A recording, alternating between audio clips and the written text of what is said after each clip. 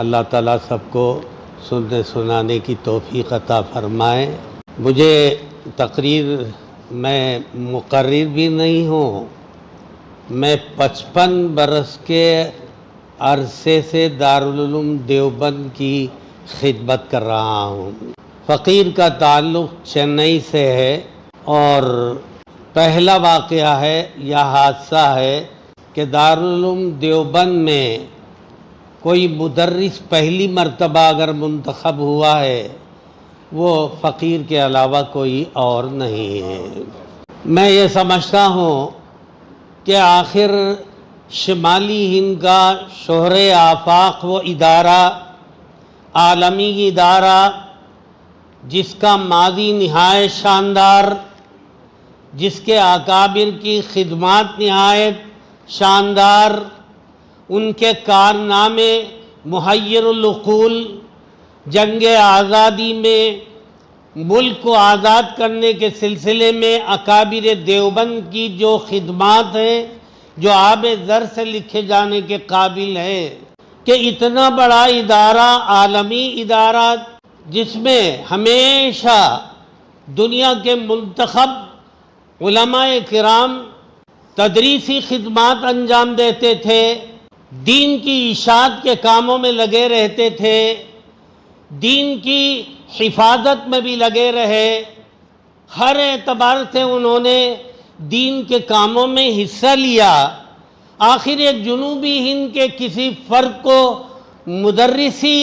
یا تدریس کے لیے، دین کی خدمت کے لیے ہمارے اکابر دیوبند نے ایک جنوبی ہند کا، وہ بھی چنئی کا رہنے والا، جس کی زبان اردو بھی نہیں ہے، تامل زبان ہے، اور اگر اردو اگر بولی بھی جاتی ہے تو حیدرآباد اور بنگلور کے بیچ کے علاقے میں ٹوٹی پوٹی اردو ہے، جس میں گائے بھی دودھ دیتا ہے، بکری بھی بیٹھا ہوا ہے، گاڑی بھی آتا ہے، اور چائے بھی اچھا ہے، روٹی بھی بڑا ہے، ہاں لڑکی اچھی ہے۔ ہمارے اکابر نے دارالعلوم دیوبند، اکابر دارالعلوم دیوبند کی خدمات کو دیکھ کر، سامنے رکھ کر یہ محسوس کیا کہ ادارے کو نظر بد سے بچانے کے لیے کسی نہ کسی اعلیٰ درجے کے معیاری عیب پر مشتمل کسی انسان کی ضرورت ہے تاکہ دارالعلوم دیوبند کو نظر بد نہ لگ جائے۔ اکابر نے بہت زیادہ جائزہ لیا اور غور و فکر کر کے حالات کو سامنے رکھ کر افراد کو پرکھنے کے بعد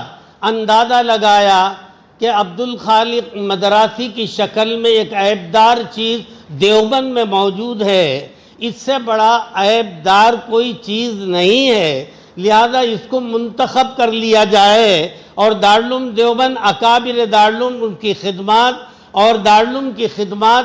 اساتذہ دارالعلوم، طلبہ دارالعلوم کسی نقصان سے دوچار نہ ہو جائیں، لہذا نظر بد سے بچانے کے لیے اس فقیر کا انتخاب عمل میں آیا ہے، خوبیوں کے پیش نظر انتخاب عمل میں نہیں آیا ہے۔ اس وجہ سے میں سمجھتا ہوں ایک عیب ایسا جو تمام عیوب پر بھاری ہو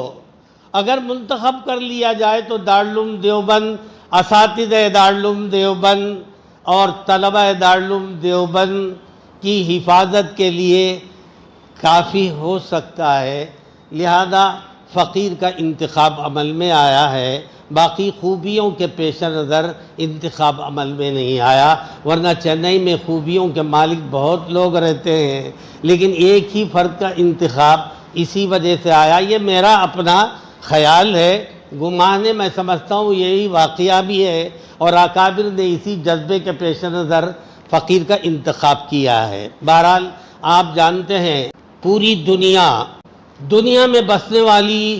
ہر طرح کی قومیں،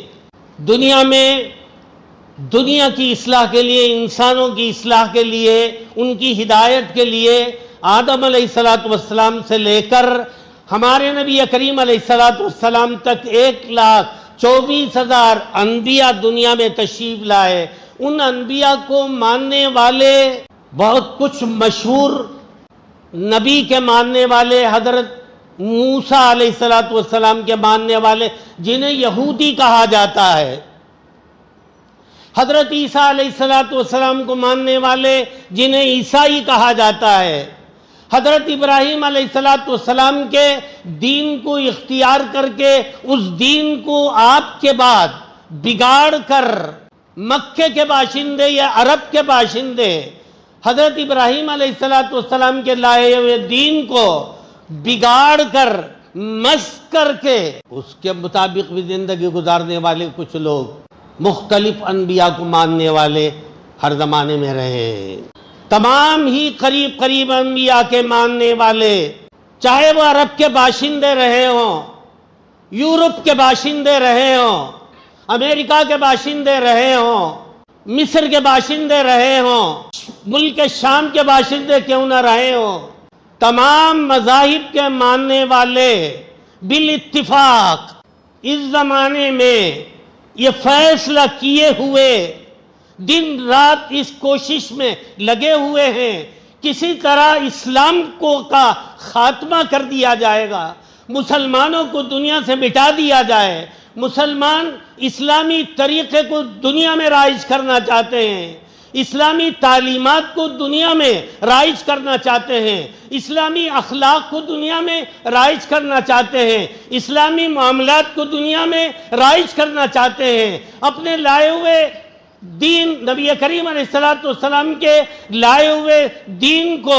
عالمی دین بنانا چاہتے ہیں، اور آپ کی نبوت کو عالمی نبوت بنانا چاہتے ہیں، منوانا چاہتے ہیں، لوگوں سے اعتراف کروانا چاہتے ہیں۔ ظاہر ہے مسلمانوں کو مٹائے بغیر، اسلام کو مٹائے بغیر،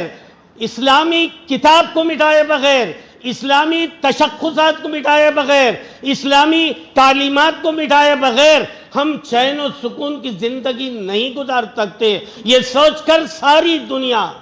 حجاب پر کہیں اعتراض ہے، نبی کریم علیہ السلام کی شان پہ گستاخی کی جاتی ہے، اور ہر طرح سے مسلمانوں کو نقصان پہنچانے کی کوشش کی جاتی ہے، اسلام کے چہرے کو مسخ کرنے کی کوشش کی جاتی ہے، اسلامی تعلیمات کو ختم کرنے کی کوشش کی جاتی ہے۔ یہ آخرکار یہ سب کے سب جدوجہد چل رہی ہے کہ اسلام زندہ نہ رہ جائے، کہیں اسلامی حکومت قائم نہ ہو جائے، اسلامی نظام برپا نہ ہو جائے، اسلامی اخلاق کو پھیلنے کا موقع نہ مل جائے، نبی کریم علیہ السلام کے لائے دین کو فوقیت اور برتری حاصل نہ ہو جائے، آپ کی لائی ہوئی کتاب کو ساری الکتاب، ساری کتابوں کی ماں قرآن کریم ہے، طرح طرح کے اعتراضات اس کتاب پر کیے جاتے ہیں، وہ کتاب جس پر نازل ہوئی ہے اس کی شخصیت کو داغدار کرنے کی کوشش کی جاتی ہے، وہ شخصیت اس طرح کی شخصیت ہے۔ آج تک دنیا میں اس شخصیت سے زیادہ، اس کی سیرت پر لکھی جانے والی کتابوں سے زیادہ دنیا کے کسی موضوع پر اتنی بڑی تعداد میں کتابیں نہ لکھی گئی، نہ لکھی جا رہی ہیں، نہ لکھی جائیں گی۔ نبی کریم علیہ السلام کی سیرت پر لاکھوں کتابیں لکھی جا چکی ہیں، لاکھوں کتابیں اس وقت زیر طبع ہیں، اور لاکھوں کتابیں مستقبل میں لکھی جائے گی، اور دنیا کے تمام پڑھے لکھے لوگوں نے نبی کریم علیہ السلام کو خراج عقیدت پیش کیا، آپ کے لائے ہوئے دین کو صحیح دین قرار دیا، آپ کے طور طریقے کو صحیح طور طریقہ قرار دیا ہے۔ تو آپ کی ذات کو مخدوش کرنے، آپ کی لائی ہوئی تعلیمات کو مخدوش کرنے، اور نبی کریم علیہ السلام کی ذات کو مخدوش کرنے، قرآن کریم کی ذات پر حملہ کرنے کی پوری کوشش کی جا رہی ہے۔ ایسے موقع پر